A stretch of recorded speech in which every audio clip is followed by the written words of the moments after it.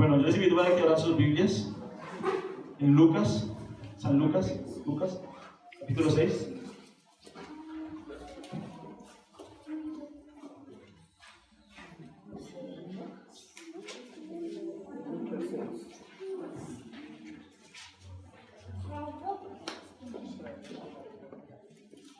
Bueno, espero que la haya pasado bien en el estudio de los 12 apóstoles. Creo que de cada uno de ellos uno puede aprender mucho, ¿no? Llevamos hasta ahora, hemos visto 8, ya hemos visto los 2 primeros grupos. La idea es que hoy podamos ver el tercer grupo, que hoy podamos estar con 3 apóstoles y dentro de 8 días vamos a estar con el último, con el traidor, ¿sí? Entonces espero que hayan podido aprender un poco de la escritura de los apóstoles. Como ustedes saben, nosotros venimos exponiendo la Biblia versículo por versículo y aquí nos detuvimos un poco para mirar la vida de cada uno de los apóstoles, ¿es claro? Entonces, digamos que es impresionante, no me canso de verlo, no me canso de decirlo. El Señor tomó a personas normales, comunes, corrientes, no eran ricos, no eran importantes, no eran influencers como nosotros los llamamos hoy en día. Eran un grupo de amigos, un grupo de personas que se dispuso a conocer al Señor y el Señor obró a través de esos apóstoles, ¿sí? Recuerden que había una multitud de seguidores y de entre esos seguidores el Señor llamó a 12 apóstoles. Llamó a Pedro, Andrés, Jacobo, Juan, Felipe, Bartolomé, Tomás, Mateo, y hoy veremos a Jacobo, hijo de Alfeo, a Simón el celote, a Judas, también llamado Tadeo, también llamado Lebeo, y finalmente Judas el traidor. ¿Sí es claro? Entonces, si nosotros miramos los evangelios, a los que han tenido la oportunidad de leer los evangelios, verdaderamente es que en el registro de los evangelios no hay un hecho pues que uno resalte de algún apóstol. ¿Sí es claro? O sea, normalmente nosotros en los evangelios vemos que el Señor los está entrenando, los está formando, los está capacitando, los está instruyendo. De hecho, en los evangelios hemos visto sobre todo sus debilidades, ¿sí? ¿Recuerdan las preguntas de Pedro? Las inquietudes de Pedro. Hemos visto a Andrés, a Jacobo, a cada uno de ellos. Pero es impresionante ver que la Biblia no resalta en los evangelios ninguno de sus hechos notables. ¿Sí, claro? Solo si ustedes miran hasta el libro de Hechos, que es cuando el Espíritu Santo viene, es que nosotros vemos hechos notables en Pedro, en Pablo, pero normalmente en la Escritura nosotros no vemos que ellos sean los héroes de la historia. ¿Sí, claro? Y siempre quiero que tengas eso en mente. No hay ningún héroe en la historia. El único héroe en la historia siempre es Dios. No hay tal cosa como los grandes hombres de Dios, no. Hay hombres débiles, pequeños, con debilidades, con conflictos, en manos de un Dios completamente grande. Y eso sucede siempre cuando nosotros leemos la narrativa de la Biblia. Siempre uno quiere identificarse con David, ¿no? Yo soy el rey David, que va a derribar a Goliat, ¿es claro? Yo creo que tú no quieres ser como el rey David, que adulteró, que fue un asesino, que fue orgulloso, que hizo un censo horrible, que ofendió a Dios. No quieres ser como David, no quieres ser como Abraham, que negó a su esposa, no quieres ser como Moisés, no quieres ser como ninguno de ellos, que eran hombres débiles. Pero cuando nosotros miramos la narrativa de la Biblia, tenemos que ver es el Dios al que ellos adoraron, el Dios al que ellos sirvieron, y el Dios que se sirvió de personas débiles, comunes, corrientes. ¿Se acuerdan de Deuteronomio 7? Porque Dios escoge a Israel, porque dice: eras el pueblo más insignificante de todos los pueblos sobre la faz de la tierra, y por cuanto Jehová os amó, os ha escogido. ¿Sí es claro? Entonces, cuando uno ve a estos hombres, yo me imagino ese día en Hechos capítulo 2, Pentecostés, el Espíritu Santo desciende sobre estos pescadores y ellos empiezan a dar un sermón impresionante. Inmediatamente la gente empezó a cuestionarlos. Estos no son, dicen Hechos 2, esta gente es sin letras, esta gente es del vulgo, esta gente es común y corriente. Y por eso Dios usa personas comunes, para que cuando cosas extraordinarias sucedan, tú tengas que decir, no fueron estos hombres, fue el Dios que estos hombres adoraban. A mí me encanta la vida de David Brainerd. Es impresionante porque era un muchacho pequeño, de estatura, delgado, muy delgado, sufría tuberculosis y tenía serios ataques de depresión. Sufría una depresión muy fuerte, ¿sí? Él fue misionero en los Pieles Rojas en Estados Unidos y digamos que él se fue a la misión. Cuenta en su biografía que un día él estaba orando en el campo y los Pieles Rojas llegaron a matarle porque él estaba invocando un Dios distinto al Dios de ellos, y cuando los Pieles Rojas llegaron a matarle, dice que ellos vieron sobre él un rostro resplandeciente, algo como un poco parecido a lo de Esteban en Hechos capítulo 7, ¿sí? Y cuando tú miras la historia de David Brainerd, él escribe acerca de sus debilidades, de su miedo, de su temor, de que la obra en el Evangelio no está creciendo, y muere de 29 años. Pero el diario que él dejó escrito motivó a grandes hombres de Dios como William Carey, como Hudson Taylor, grandes hombres de Dios que cuando leyeron su diario se motivaron a entregar sus vidas a las misiones, porque Dios se vale de ese tipo de personas. Si tú miraras a David Brainerd, sería un hombre común, corriente, débil, pequeño, pero fue un hombre que Dios usó tremendamente para que otros hombres de Dios conocieran y fueran a dar sus vidas a las misiones, a la India, donde fue William Carey, a la China, donde fue Hudson Taylor, a muchos lugares donde hombres de Dios se desafiaron por la biografía y el pequeño diario de un joven llamado David Brainerd. Y es que Dios siempre se mueve en pequeñas cosas, en cosas comunes, corrientes. Si tú vieras la conversión de Charles Spurgeon, el príncipe de los predicadores, dicen los teólogos, después de los apóstoles, quien mejor predicaba, Charles Spurgeon, dice que un día llovió tanto y hizo tanta nieve que el pastor no pudo ir a la iglesia a predicar. Entonces le dijo a un muchacho, no puedo ir, le toca que usted predique. Entonces estaba el muchacho que iba a predicar y 6 personas. Dentro de esas 6 personas estaba Charles Spurgeon. Y el muchacho lo único que dijo ese día era, mira a Cristo, mira a Cristo, mira a Cristo. No dijo otra cosa más que esa. Y ese día, por esa predicación donde solo habían 6 personas, se convirtió Charles Spurgeon. Charles Spurgeon a los 22 años ya tenía una iglesia de 30,000 personas. Fue un hombre usado por Dios poderosamente. Pero Dios siempre se vale de cosas pequeñas, de cosas comunes, para mostrar su grandeza, su poder. Nuestras debilidades en las manos de Dios no son absolutamente nada. Nunca puedes decir, yo soy así, yo no puedo cambiar, ya nunca voy a cambiar. Porque el Dios al cual tú adoras y al cual tú sirves es un Dios grande, sobre todo nombre, que puede obrar de una forma impresionante. Hubo un día muy particular en la vida de los apóstoles. Creo que fue un día decisivo para ellos y está en Juan 6. Quiero que lo miremos un segundo. Juan 6. Este es un día muy famoso, muy común. De hecho, cuando tú llegas a ese lugar, en la Galilea, hay una iglesia y ahí en el piso peces estampados y panes, porque ese día fue el día de la multiplicación de los panes y los peces. Pero quiero que abras tu Biblia en Juan 6, capítulo 1. Dice así: después de esto Jesús fue al otro lado del mar de Galilea, el de Tiberias. Y le seguía gran multitud porque veían las señales que hacían los enfermos. Y entonces subió Jesús a un monte y se sentó allí con sus discípulos, y estaba cerca la Pascua, la fiesta de los judíos.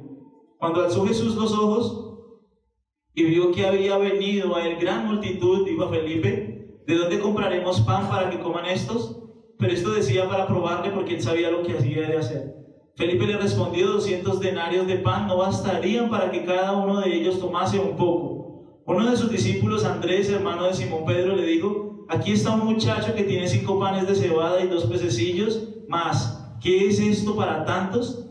Entonces Jesús dijo: haced recostar la gente. y había mucha hierba en aquel lugar, y se recostaron como un número de 5,000 varones.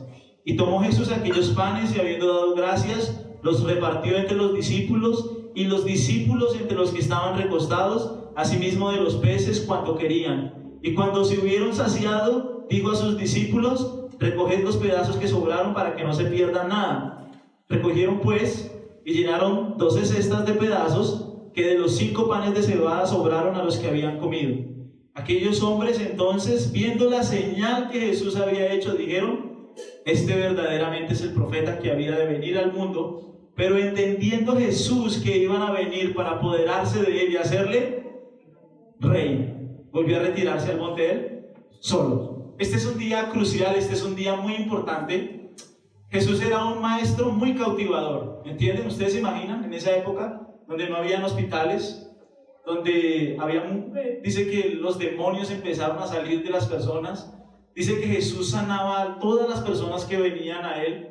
¿Ustedes se imaginan su enseñanza, su predicación? La gente estaba completamente fascinada con Jesús. Y Jesús empezó a recolectar y a recoger una gran multitud y cantidad de seguidores. ¿Sí es claro? Y este es un día muy particular porque dice en otro lugar de la Biblia que llevaban 3 días. 3 días Jesús les venía enseñando, 3 días Jesús venía predicando y la gente tiene hambre. ¿Sí es claro? Entonces lo que Jesús hace es prueba a sus discípulos, finalmente hace el milagro. Más o menos habían unas 30,000 personas, se habían 5,000 varones, 5,000 mujeres, no sé, 10,000 niños, habían entre 20,000 y 30,000 personas, muchísima gente. Jesucristo hace el milagro en ese día, pero lo impresionante de este pasaje es el versículo 15, mírenlo otra vez. Pero entendiendo Jesús que iban a venir para apoderarse de él y hacerle, volvió a retirarse al monte él solo. La gente ese día quedó tan fascinada con Jesús, tan impactada con lo que Jesús había hecho, que ellos inmediatamente dijeron: este es el profeta que había de venir al mundo, lo vamos a poner como rey y lo vamos a poner como el rey de los judíos. ¿Sí es claro? Este día la gente quedó completamente impactada con Jesús. Pero ¿cuál es el problema de esto? Quiero que mires el versículo 22. El día siguiente, la gente que estaba al otro lado del mar vio que no había habido allí más que una sola barca, y que Jesús no había entrado en ella con sus discípulos, sino que éstos se habían ido solos. Pero otras barcas habían arribado de Tiberias, junto al lugar donde habían comido el pan después de haber dado gracias al Señor. Cuando vio pues la gente que Jesús no estaba allí, ni sus discípulos, entraron en las barcas y fueron a Capernaum buscando a Jesús. Y hallándole al otro lado del mar, le dijeron: Rabí, ¿cuándo llegaste acá? Respondió Jesús y les dijo: de cierto os digo, que me buscáis, no porque habéis visto las señales, sino porque, ¿qué? Comiste el pan y os... Este día Jesús va a distinguir entre lo que es un verdadero discípulo. No digas que eres un cristiano a la ligera, ¿es claro? Porque los cristianos hoy en día nos hacen quedar muy mal. Un cristiano verdadero es lo que Jesús va a decir hoy que es un verdadero cristiano. ¿Es claro? Los judíos quedaron completamente impresionados e impactados porque Jesús había hecho un milagro. ¿Es claro? Porque les había dado comida. Y ellos dijeron: este es el rey que nosotros necesitamos. Imagínense un rey que todos los días nos dé la comida, pues ese es el rey que necesitamos. Ellos quedaron tremendamente impactados y tremendamente impresionados porque Jesús hacía milagros, porque Jesús hacía señales, porque Jesús les daba comida, les daba alimentos. ¿Sí es claro? Pero Jesús, cuando ellos vienen a encontrarle nuevamente, lo que Jesús les dice es que ellos lo buscan por una motivación incorrecta. Por eso es que el evangelio de la prosperidad es tan cautivador, ¿me entiendes? Muchas personas buscan a Dios por lo que Él les puede dar. Muchas personas buscan a Dios por lo que Él puede ofrecerles, por lo que Él puede darles. Y esa es una buena pregunta el día de hoy. ¿Qué te motiva a venir a este lugar y qué te motiva a venir a buscar a Dios? ¿Lo que Él te puede dar? Ellos lo buscaban porque Jesús podía darle cosas. Y muchas personas hoy buscan a Jesús porque puede darles un trabajo, porque puede darles comida, alimento, porque puede llevarles a realizar sus planes. Y Jesús les está diciendo en ese pasaje: ustedes me están buscando con una motivación incorrecta. Ellos querían apoderarse de Jesús para hacerlo rey, ¿sí es claro? Y muchos de nosotros buscan a Jesús de una manera interesada. Ese es un falso discípulo, ¿sí es claro? Jesús, hoy lo vamos a ver cómo Jesús los desenmascaró. Y Jesús les dice: ustedes no me buscan porque han visto las señales verdaderas que hay en mí. Ustedes me buscan porque yo les puedo dar comida, porque yo les puedo dar pan, porque yo les puedo dar cosas. Y vamos a ver que este día muchos de sus discípulos dejaron de seguirle, ¿sí es claro? Yo creo que inicialmente todos nosotros buscamos a Dios por algún interés, ¿sí es claro? Todos nosotros, de hecho, cuando uno empieza en la fe, o cuando uno le comparte a alguien, uno le dice: no, ven para que tu vida se arregle, ven para que tu matrimonio se arregle, si estás desempleado, ven para que consigas un empleo. Como si Jesús fuera una lámpara mágica que tú frotas y Él te da los deseos de tu corazón, ¿sí es claro? De hecho, en muchos corazones, Jesús es casi igual que un Papá Noel, al que tú le pides tus deseos y Él tiene que dártelos y Él tiene que concederlos, ¿sí es claro? Y ese era el motivo por el cual las personas estaban buscando a Jesús. Ellos estaban interesados en lo que Jesús podía darles, en que Jesús les iba a dar pan, en que Jesús les iba a dar comida, en que Jesús les iba a dar alimento. Y ellos dijeron: este es un rey muy interesante, pongámoslo como rey, que Él reine. Ahora, ¿verdaderamente Él es el rey de tu vida? ¿Él es el rey de tu corazón? ¿O buscas a Jesús únicamente por lo que Él te puede dar? Porque Él puede arreglar tu matrimonio, puede arreglar tu empleo, puede arreglar tu familia. Todas estas personas iban a Jesús por lo que Él les podía ofrecer. Y tristemente hoy el cristianismo se ha degradado de tal forma que buscar a Jesús se trata de eso. Busca a Jesús para que consigas un trabajo, busca a Jesús para que consigas riquezas, busca a Jesús para que tu familia esté mejor, como si la vida cristiana se tratara de eso, ¿sí es claro? Y las palabras de Jesús son muy fuertes, en el griego son muy fuertes.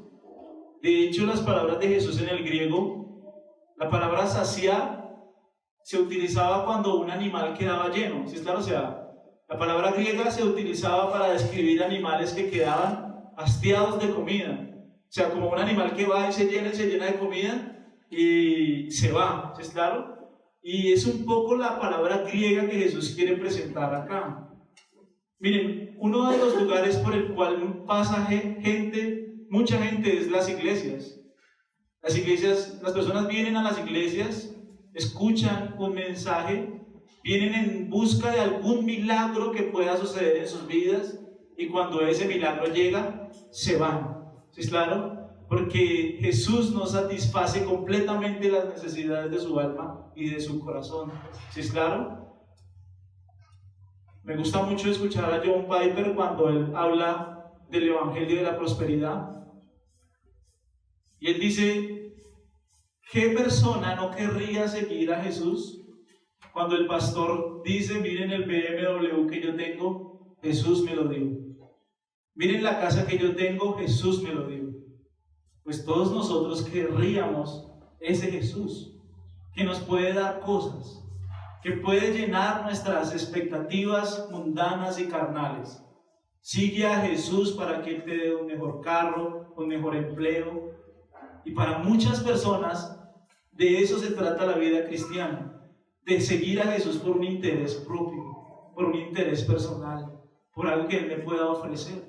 Y resulta que cuando Jesús responde esas oraciones, inmediatamente las personas nunca más vuelven, porque se aferran a su trabajo, se aferran a esas personas, se aferran al carro, al hijo que Dios le dio, y nunca más vuelven. Es impresionante, ¿es claro?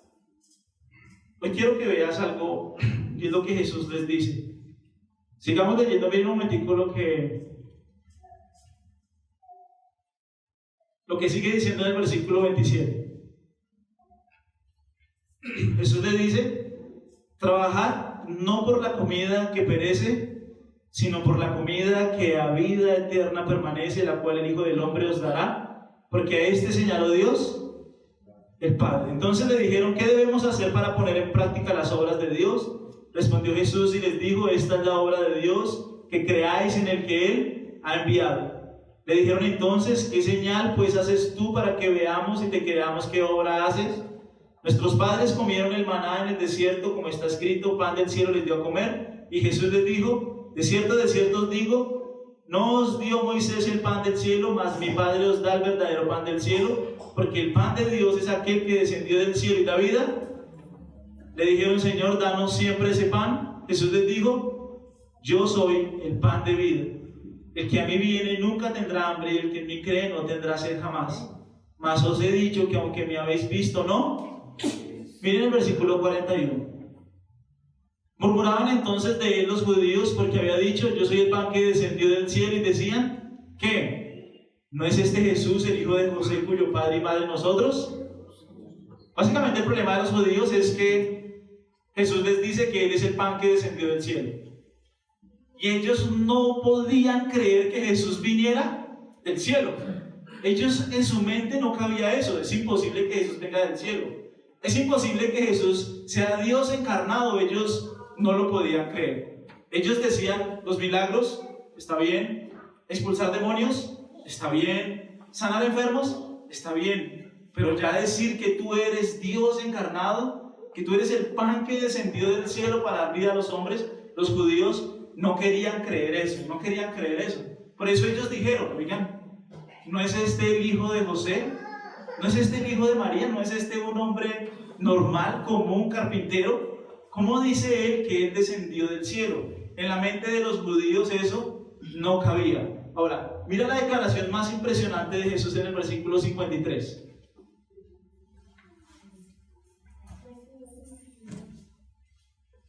Jesús les dijo: de cierto os digo, que si no coméis la carne del Hijo del Hombre y bebéis su sangre, no tenéis vida.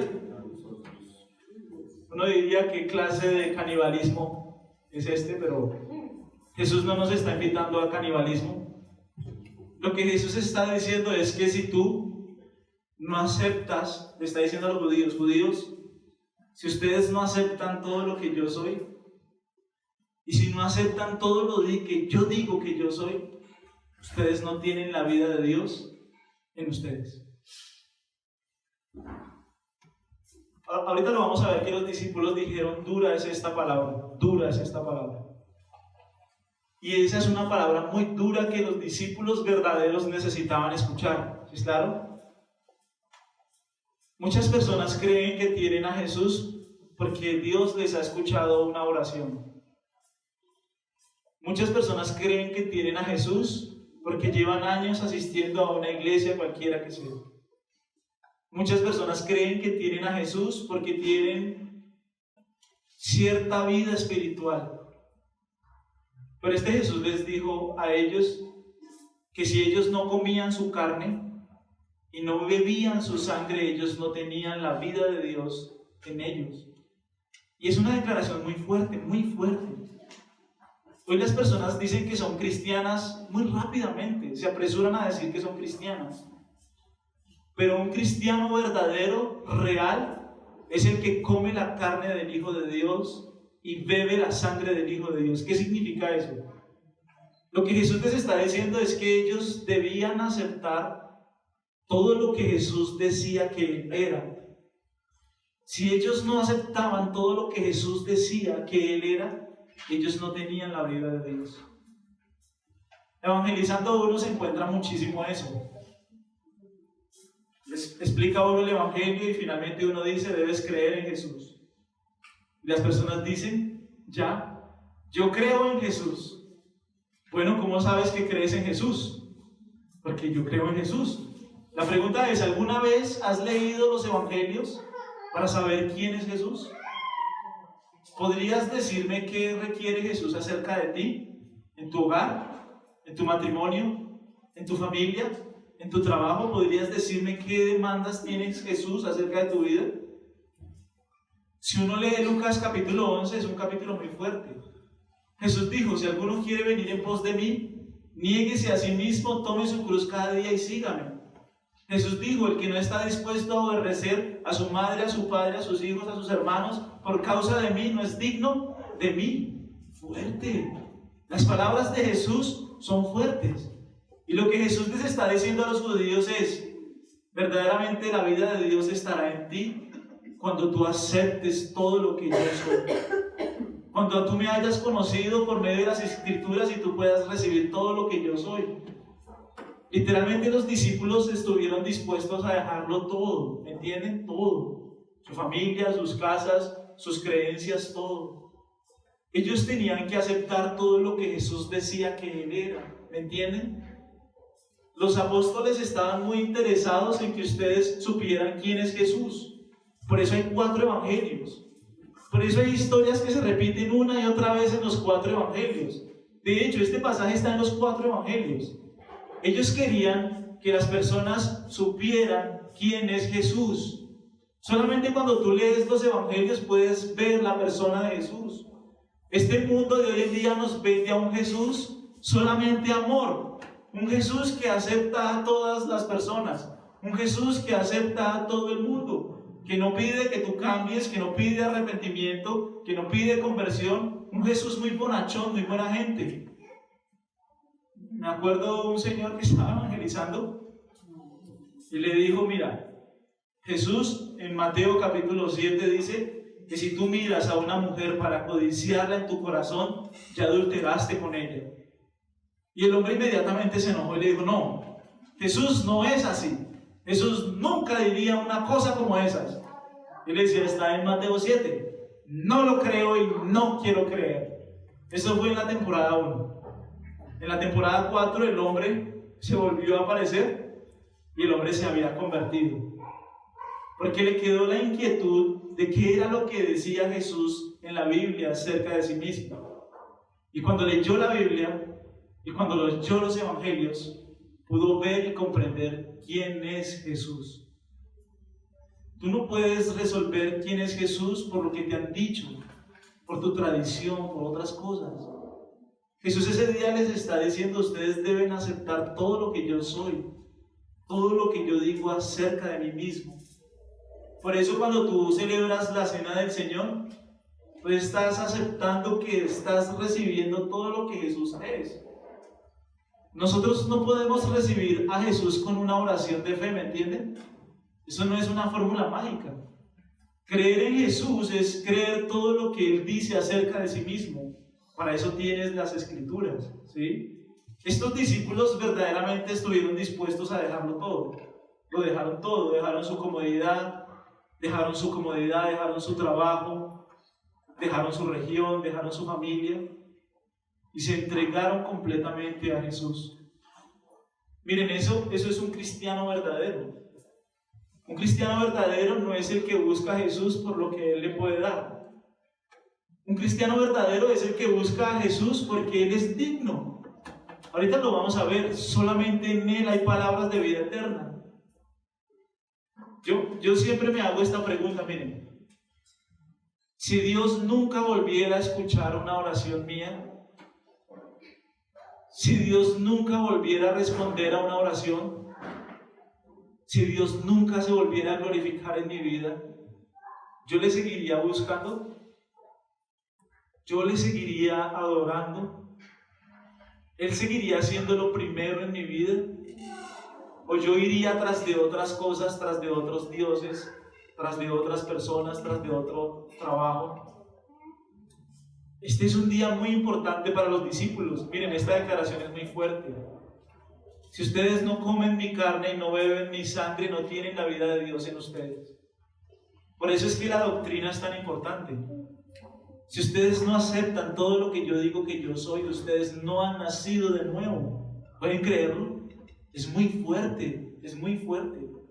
Muchas personas en aquel día dirán, Señor, Señor, en tu nombre hicimos milagros, nosotros hablamos en tu nombre, nunca os conocí, apartados de mí todos vosotros, hacedores de maldad, vayan al reino de su Padre que es el infierno. Así de fuerte hablaba Jesús. ¿Se acuerdan Juan 8? Les dijo, ustedes son de su padre el diablo y los deseos de su padre ustedes quieren hacer. Él ha sido homicida desde el principio. ¿Qué te motiva a buscar a Dios y a Jesucristo en esta mañana? ¿Lo que Él me puede dar? ¿Lo que puedo conseguir por Él?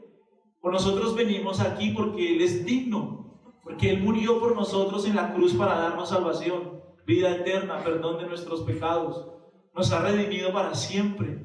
No necesitamos más, ¿me entienden? Jesús murió en la cruz por ti para darte vida eterna. ¿Qué es lo único que Dios pide? Creer en Él. Debes aceptar todo lo que Él es. Debes aceptar todo lo que Él dice. Todas las demandas que Él pone en la Escritura debes aceptarlas.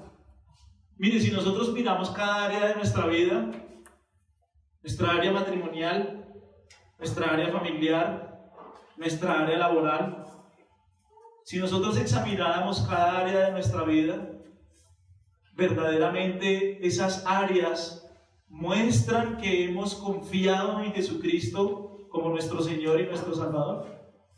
Si tú miras tu matrimonio, ¿cómo está gobernado tu matrimonio, tus hijos? ¿Verdaderamente te sometes a lo que dice la Escritura? ¿O haces las cosas a tu modo, a tu manera, a tu parecer? Si tú miras tu trabajo, ¿haces las cosas como Dios lo hace? ¿Lo dice? ¿O eres tramposo, eres mentiroso, eres incumplido? De eso se trata el cristianismo. El cristianismo se trata de que Jesús es mi Señor. Someto mi vida a Él. Someto enteramente mi vida a Él, no importa nada más. La religión no salva. Solo que tú confíes plenamente en Jesucristo para la salvación de tu alma. ¿De verdad mi vida da evidencia de que yo he comido la carne y he bebido la sangre del Hijo de Dios? ¿Él es mi seguro? ¿Él es mi confianza? Miren, nosotros los cristianos pecamos. Todos nosotros pecamos. Todos. Pero cuando un cristiano peca, él se duele con el pecado. Se duele con el pecado. Miren, cuando uno le habla mal a la esposa o trata mal a la esposa, uno se duele con eso. Tú lo haces y tú dices, ¿qué hice? Inmediatamente el Espíritu te tiene que convencer de ir a pedirle perdón. Esa es una obra del Espíritu. Y tú estás siendo perfeccionado y estás siendo santificado para que no vuelvas a tratar nunca más, feliz día, nunca más, jamás a tu esposa así, ¿me entiendes? Es una obra del Espíritu. Es una obra del Espíritu. Tremendo, ¿no? Solamente una obra del Espíritu Santo puede convencer a una persona de su pecado, de su maldad. Pero cuando yo me obstino en tratar mal a mi esposa, en hablarle mal, en ser duro, en no tratarle como a vaso más frágil, aparentemente no hay una obra de Dios en mi corazón, porque no me estoy sometiendo a Él. ¿Sí es claro? Un cristiano peca, sí, pero el cristiano se duele con ese pecado, llora ese pecado y le pide a Dios para que le ayude a no pecar más así. Y ora a Dios y clama a Dios para que le ayude a no ser más así, a no actuar más así, ¿me entienden? Nosotros necesitamos tomar todo lo que Jesucristo dice que Él es. Por eso nosotros necesitamos pasar tiempo en la Escritura. ¿Cuánto lees la Escritura? A William Tyndale lo mataron por traducir la Escritura. Hoy nosotros podemos andar con la Biblia en la mano y nadie nos dice nada. Por ahí evangélicos, religiosos. Pero Dios te ha dado su santa y bendita palabra para que tú la conozcas, la leas, para que aprendas sus ordenanzas, sus mandamientos, sus estatutos. De eso se trata la vida cristiana, de someter nuestras vidas enteramente a la persona de Jesucristo. Toda mi vida y toda mi salvación depende enteramente de Él. Por eso mi pasión, mi anhelo, mi deseo, mi fervor cada día y cada mañana es conocer a Cristo. No es más. Que mi amor por el mundo, que mi amor por la carne, que mi amor por lo pasajero mengue. Miren lo que sucedió ese día. 60. Al oírlas, muchos de sus discípulos dijeron, ¿qué dijeron? Gloria a Dios. Amén. ¿Qué dijeron? Dura es esta palabra. ¿Qué más? No. No, eso es muy duro. No, lo que usted está diciendo, Jesús, que nosotros tomemos su carne, no, eso es muy duro. Nosotros no estamos dispuestos a aceptar eso. Entonces miren qué sucedió. 61. Sabiendo Jesús en sí mismo que sus discípulos murmuraban de esto, les dijo que ¿esto os ofende? Pues ¿qué si vieres al Hijo del Hombre subir a donde estaba? Mire, eso les digo, yo soy el pan que descendió del cielo. Y ellos decían, no, usted es un carpintero, usted es el hijo de José, usted es un hombre normal. Entonces él les dice, ¿qué pasa si ustedes vieran a este Hijo del Hombre volver a donde estaba? Y eso sucedió en la ascensión. Los judíos no estaban dispuestos a aceptar lo que Jesús decía acerca de sí mismo. Está bien los milagros, está bien las sanidades, está bien expulsar demonios, pero no exageremos. Yo no voy a creer todo lo que tú dices y no vamos a someter nuestras vidas a todo lo que tú dices. Por eso Jesús les dice, ¿esto os ofende? Pues ¿qué si vieres al Hijo del Hombre volver a donde Él estaba? Bravo, miren lo que sigue diciendo. Pero hay alguno de vosotros que no creen, porque Jesús sabía desde el principio quiénes eran los que no creían y quién le habían. ¿De quién está hablando ahí? De Judas. Vamos a hablar dentro de 8 días. Ahora, miren lo que dice el 66. Miren el 66. ¿Qué pasó? Desde entonces muchos de sus discípulos, ¿qué? ¿Y qué? Ya, ese día fue un filtro muy bravo. Ese día muchos dijeron, no, nosotros mejor nos devolvemos. De hecho, ese día el grupo quedó menguado, quedó escaso. Dicen algunos que quedaron los 12, con Judas el traidor. Otros dicen que habían algunos más discípulos. Pero la gente no estaba dispuesta a eso, ¿me entienden? Jesús es muy atractivo cuando nosotros sabemos que Él nos puede dar un trabajo, un carro, una casa, una beca. Tú puedes orar al Señor por eso, ¿sí? Pero principalmente nosotros buscamos a Dios porque Él es digno. Porque no hay otro ser más glorioso, más grande, más bello, más excelente que el Dios de la Escritura. Muchos de sus discípulos dijeron, no, me retiro, un paso al costado, ¿puedes imaginarlo? Eso se ve mucho en la vida cristiana. Quienes no aceptan todo lo que Jesús es, finalmente morirán en el camino. Mas el que persevere hasta el fin, ese será salvo. Si una persona no acepta todo lo que Jesús es, finalmente morirá. Finalmente se aislará. Finalmente en el camino quedará. ¿Sí, claro? Ahora, mira lo que sigue diciendo el pasaje. 68. Le respondió Simón Pedro, Señor, ¿qué? Señor, ¿a quién iremos? Si tú concedes nuestros deseos, ¿sí? Señor, ¿a quién iremos si tú nos das todo lo que pedimos? ¿Sí? Señor, ¿a quién iremos? ¿Qué? Señor, tú tienes palabras de vida eterna. ¡Wow! ¿Por qué buscaba Pedro a Jesús? ¿Y por qué esos apóstoles buscaban a Jesús? Señor, tú tienes palabras de vida eterna. No estamos aquí por lo que tú nos puedes dar, por lo que tú nos puedes conceder. No estamos aquí por lo que tú puedes hacer. Estamos aquí porque tú tienes que. Tus palabras, Señor, tus palabras son vida eterna. Tus palabras dan vida a nuestra alma. Tus palabras, Señor, dan vida a nuestro espíritu.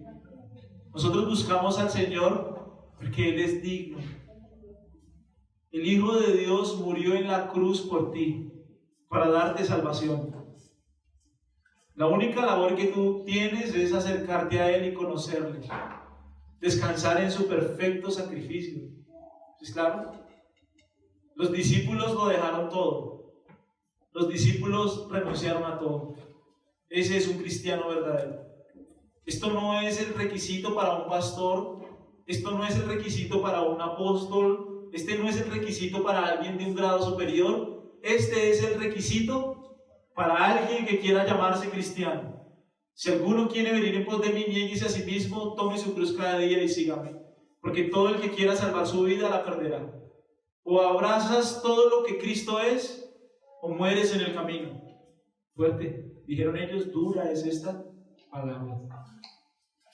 La pregunta es si nosotros hemos abrazado todo lo que Jesús es. Volvamos a Lucas 6.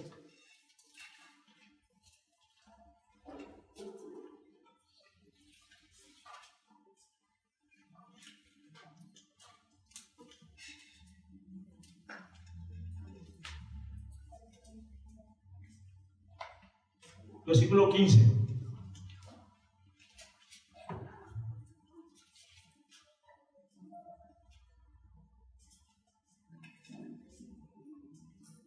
Dice Mateo, Tomás, Jacobo, hijo de Alfeo, Simón, llamado Celote, y Judas, hermano de. Bueno, vamos a entrar con Jacobo, hijo de Alfeo. La verdad es que no dice nada de Jacobo. Es un personaje muy oscuro, no porque sea un personaje oscuro, sino porque la Biblia no dice nada acerca de él, solo dice su nombre. Dice que es Jacobo, hijo de Alfeo. Su padre se llamaba Alfeo. ¿Quién era Alfeo? No lo sabemos tampoco. Pero es interesante que la Biblia no necesita decirnos nada acerca de estos hombres. Porque finalmente quien se lleva la gloria es Dios. Miren un momentico conmigo Marcos 15.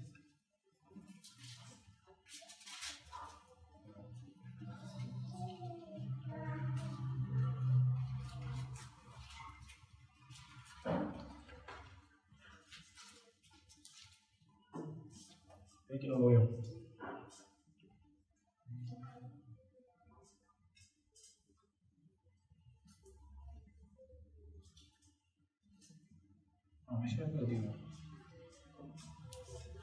Miren el 40, el versículo 40.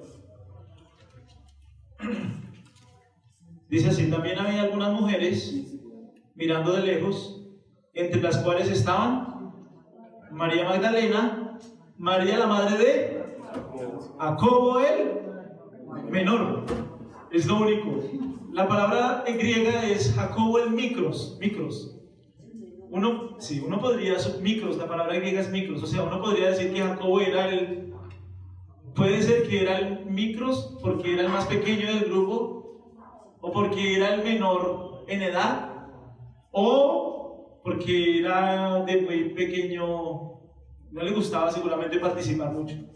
La palabra griega es micros, pero no sabemos verdaderamente por qué le apodaban así, le apodaban Jacobo el micros, el pequeño, el menor. No se sabe si es porque era el más pequeño del grupo o porque era el más pequeño en estatura. Ahora, miren un segundito conmigo Marcos 2. Marcos 2.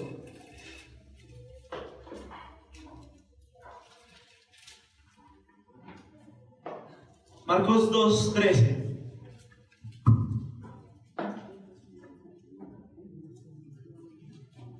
¿Lo tienen? Bueno, dice así: después volvió a salir al mar y toda la gente venía a él y les enseñaba. Y al pasar vio a quién.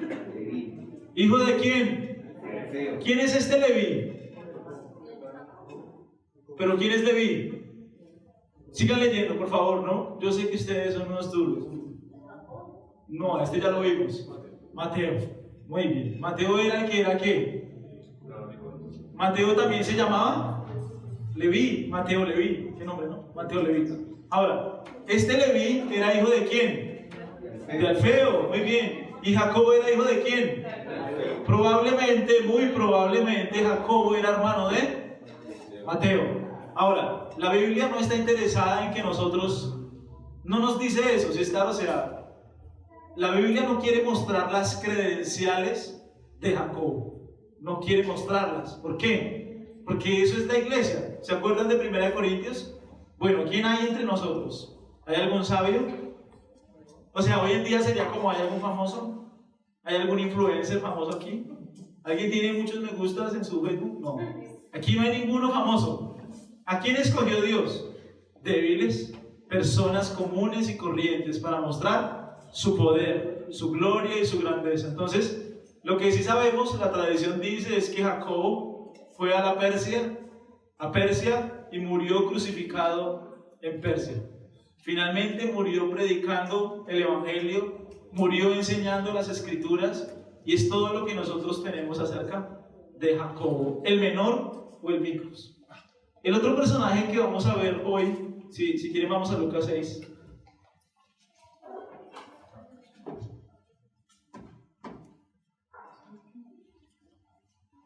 ¿Lo tienen?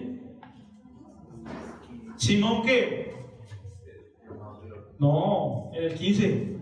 Simón, llamado también, ¿qué? Ahora miren Mateo 10 un segundo.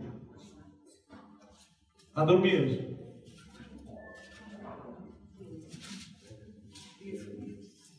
Mateo 10, miren el versículo 4. Aquí en el versículo 4, ¿cómo se le llama? Simón el cananista. Y y Lucas lo llama Simón el celote. Mateo lo llama Simón el cananista y Lucas lo llama Simón el. Ahora, esto es muy importante, pónganle cuidado.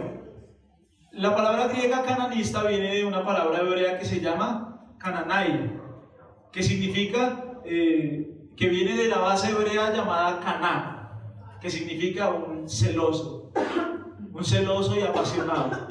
Ahora, la palabra celote en el griego era un grupo revolucionario insurgente de la época.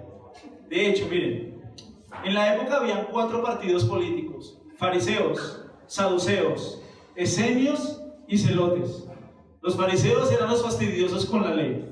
Los saduceos eran los liberales, los ricos liberales. Los esenios eran como monjes que se aislaban en monasterios y se quedaban allá solo. Esos eran los esenios. Ahora, los celotes nacen en la época de los macabeos. De hecho, en los libros apócrifos, hay 1 y 2 de Macabeos, ahí se habla de los celotes. ¿Quiénes son los celotes? Miren, los celotes, como su nombre lo indica, eran celosos y apasionados por la ley, a tal punto que odiaban a los romanos abiertamente. Era un grupo terrorista que no quería nada que ver con Roma, no querían nada de Roma. Eran los terroristas de la época, ¿sí es claro? Ellos organizaban muchos eventos para matar a romanos, para explotar a los romanos. De hecho, la mayoría de celotes andaban con una daga en su vestido para que apenas se apareciera un romano, lo mataran. Eran supremamente, o sea, era un celo malo por la ley. Era un celo malvado por la ley. Haz de cuenta un yihadista hoy que no le importa sacrificar su vida y matarlos a todos. De hecho, un historiador, Josefo, es un historiador muy importante para la iglesia. Normalmente, miren, una ciudad, Jerusalén, normalmente una ciudad la rodeaban, los enemigos la rodeaban, ¿sí? Para que no llegaran suministros de comida. Entonces, finalmente, las personas de adentro de la ciudad se tenían que rendir. ¿Sí, claro? Los celotes no. Los celotes, que hicieron, mataron a su familia, mataron a sus hijos, porque no estaban dispuestos a ceder el dominio a Roma. Ahora, el Señor ha llamado a un apóstol de este grupo, ¿puedes creerlo? El Señor ha llamado a un hombre terrorista, a un hombre que estaba dispuesto a hacer actos vandálicos en contra del gobierno, porque ellos no estaban dispuestos a aceptar a Roma. Simón el celote. Y es impresionante porque siempre a lo largo de la historia mantuvo ese nombre, ¿sí? Claro, o sea, es impresionante verdaderamente cuando tú lees acerca de los celotes. Si tú miras en tu internet, hacían muchas clases de actos vandálicos, eran completamente malvados, eran completamente terroristas, eran personas verdaderamente que iban en contra del gobierno y ni siquiera les importaba sacrificar su familia, sacrificar sus hermanos, estaban dispuestos a sacrificarlo todo, ¿claro? O sea, eran los guerrilleros de la época, los terroristas de la época, no les importaba hacer nada en contra de Roma porque ellos creían que estaban haciendo las cosas bien. Ahora, ¿te acuerdas quién era Mateo? ¿Quién era? Era un hombre que trabajaba ¿para quién? Para Roma. ¿Ustedes se imaginan a Simón y a Mateo juntos al principio? Peleando por el gobierno, peleando, ¿sí? Yo creo que una de las cosas más grandes que hace el Evangelio es despojarlo a uno de cualquier creencia. Es muy triste ver en época de elecciones, sobre todo en elecciones, ¿no? A los cristianos peleando por política. No, eso no. Cuando uno recibe al Señor Jesús, inmediatamente muere a todas esas cosas pasadas, ¿me entienden? No necesitas pelear por política. Necesitas pelear por el Evangelio, defender el Evangelio. Y de hecho, Simón obviamente murió. Dicen que lo partieron por la mitad, lo aserraron por la mitad, y así murió Simón el cananista. Nunca estuvo dispuesto a negociar su fe, nunca estuvo dispuesto. Dio su vida al Evangelio, pero a mí me llama la atención que el Evangelio une toda clase de personas, las despoja de su pasado y las lleva a vivir por la gracia de Dios que es en Cristo Jesús, Señor nuestro. Impresionante. Bueno, volvamos a... Es todo lo que dice. No dice más. Lucas 6.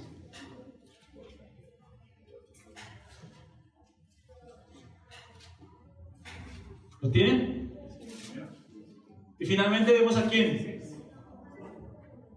¿Cuál? Judas. ¿Qué? Judas, el hermano de Jacobo. Miren Mateo 10, que nos da. Yo tenía un amigo que se llamaba Luis Carlos Andrés, tenía 3 nombres. Este man, Judas, también tenía 3 nombres. Miren Mateo 10.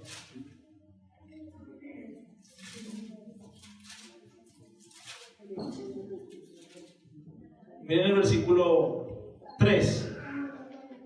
Felipe, Bartolomé, Tomás, Mateo el publicano, Jacobo hijo de Alfeo y Lebeo, por sobrenombre Tadeo. ¿Sí está? Bueno. En un segundo.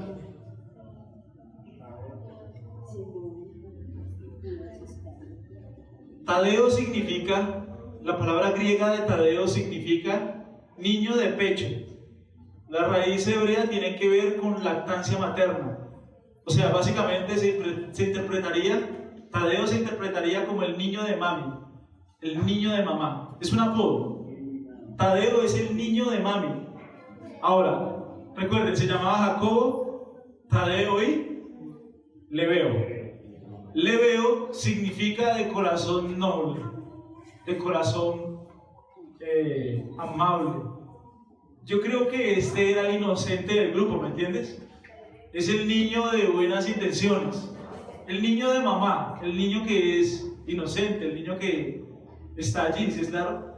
¿Ustedes se imaginan a Jacobo Lebeo con Simón el Celote, un terrorista? ¿Sí? Pues el Señor une a toda clase de personas. Este es como una imagen de un niño noble, un niño de mamá. Son apodos como muy tiernos para una persona que seguramente tenía un corazón muy noble. ¿Sí es claro? De hecho lo vemos una vez actuando en Juan 14. Miren Juan 14.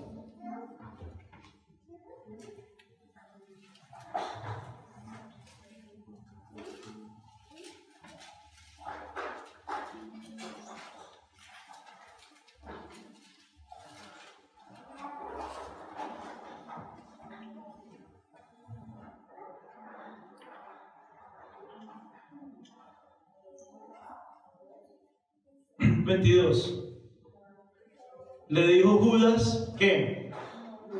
Primero, no el Iscariote.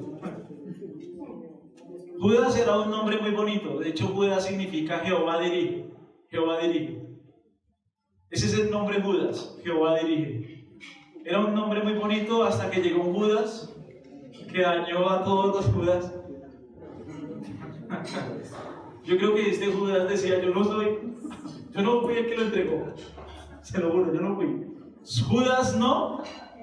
Creo que después de que Judas traicionó al Señor, este Judas fue conocido no como Judas Leveo, no como Judas Tadeo, sino como Judas, no soy el Iscariote, no soy, ¿sí está? Ahora, Judas no el Iscariote, miren lo que dice.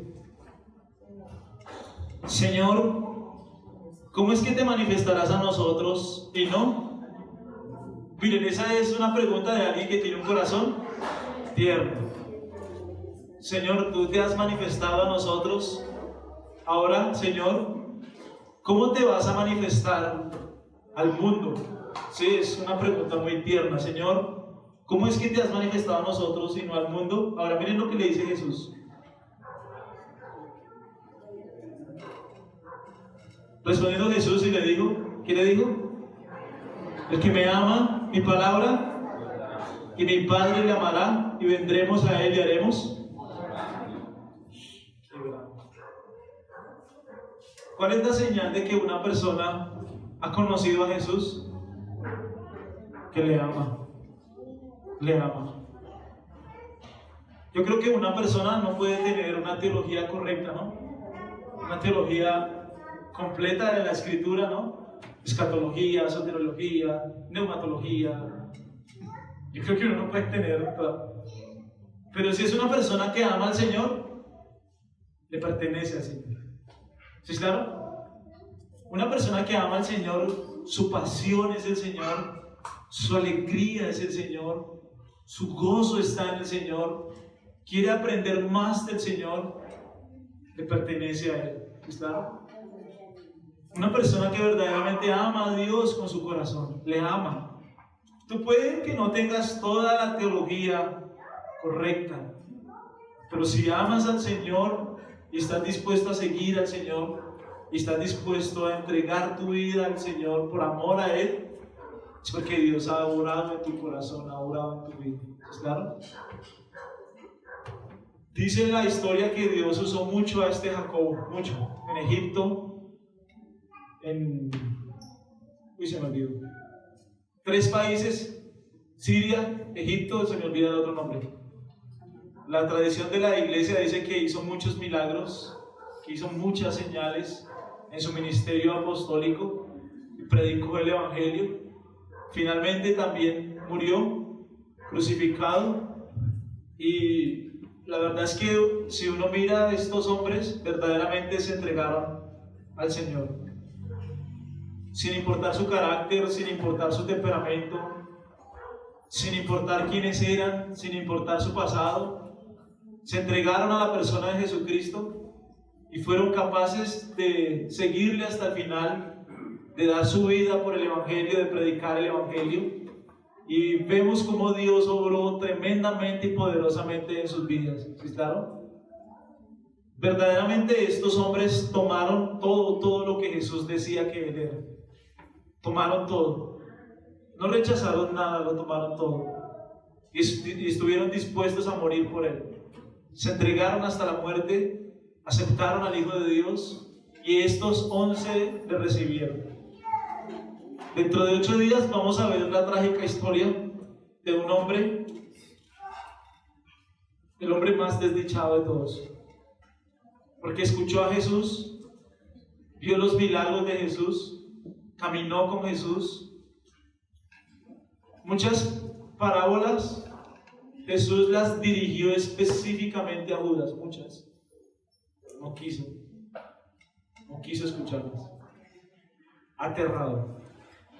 Jesús dirigió muchas de sus palabras, de sus parábolas a él. No quiso escucharlas. Por eso lo terminó traicionando. Pero de estos 11 hombres aprendemos que ellos de verdad lo entregaron todo, dieron su vida al Señor, al Evangelio. aceptaron todo lo que Jesús dijo que Él era, y vemos que la gloria siempre es para Dios.